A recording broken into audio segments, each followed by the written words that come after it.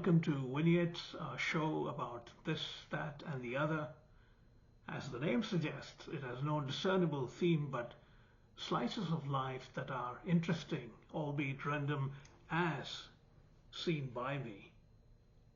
I've been a journalist for 43 years now, and over the course of the last 4 decades or so, one has come across many things which may not make the day's headlines, but are interesting recollections for a show like this, hence the name Vignettes. Speaking of random, I'm starting this new series in collaboration with the New Delhi-based South Asia Monitor on December 14th, which marks the 100th birth anniversary of the iconic actor, director and producer Raj Kapoor. It falls just 3 days after the 102nd birth anniversary of the thespian par excellence of Hindi cinema, Dilip Kumar, on December 11th. Add to that September this year marked the 101st birth anniversary of the third of the ultimate trinity of Hindi cinema, the actor, director and producer, the ever charismatic Anand. That the three were genuine friends lends this vignette some extra weight and charm. I interviewed Dilip Kumar 4 times between 1985 and 1995, but never met him personally. Considering the first 3 times my interviews were conducted on the clunky rotary phone, on which dialing a number was an arduous task that Gen Z cannot even begin to grasp, my feat becomes even more remarkable. During my last conversation with Dilip Kumar in 1995, he told me half in jest, half seriously, "मैं और आप कभी रूबरू नहीं मिले, ये तो मेरी कमनसीबी हुई. We have never met in person and that's my misfortune."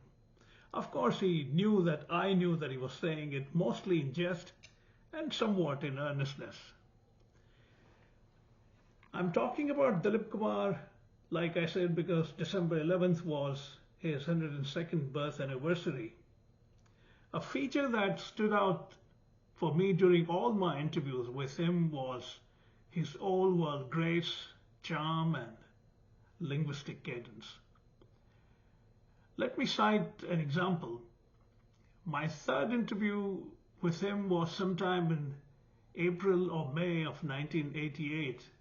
And among other things, we spoke about Dilip Kumar's lifelong friendship with Raj Kapoor.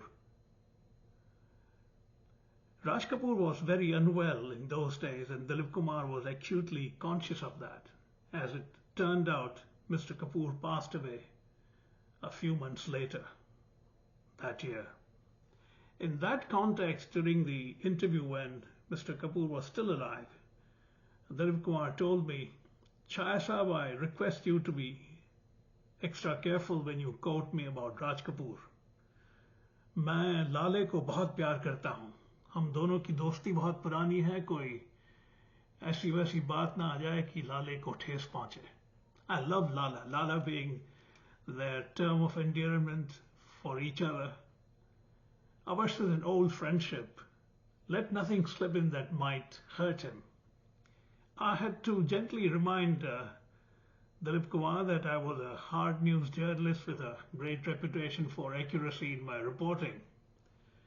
And in any case, I could not misrepresent his words as long as they were lovely and without offense in themselves. So there was no question of my saying anything in my writing that would hurt Mr. Kapoor. We both laughed at that. He told me that Raj Kapoor was like a brother to him, as was the third of the once presiding trinity of Hindi cinema, Anand, like I mentioned. "Yaron ka yaar hai mera Lala," Dilip Kumar told me. He's a friend's friend, my pal. Speaking of the trinity, it's interesting that the three were born in the early 20th century in 3 consecutive years. Dilip Kumar on December 11th, 1922, followed by Dev Anand on September 26, 1923, and then Raj Kapoor on December 14, 1924. Dev Anand, whom I knew for over a quarter century from 1985 right until his death in December 2011, once told me that he was greatly fond of both his peers. We are very different artists, he told me, but what joins us is our passion for life and cinema. Whenever we meet as if we were never apart, he said.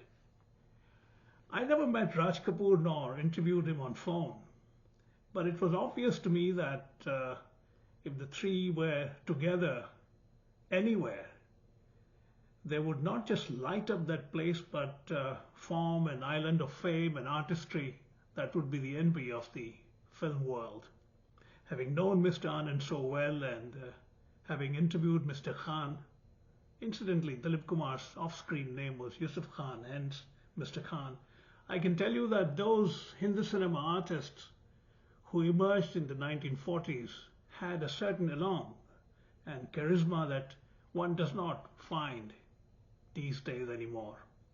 Their social graces were different, as was their articulation and idiom. Their expression had a certain cadence and substance that are not so common now. All three had a tremendous sense of music as evidenced by an astounding oeuvre of songs attached to their movies. As India celebrates Raj Kapoor's 100th birth anniversary today, remembering the trio of Dilip Kumar, Dev Anand and Raj Kapoor with joy is not too much to ask, I suppose. Thank you for watching.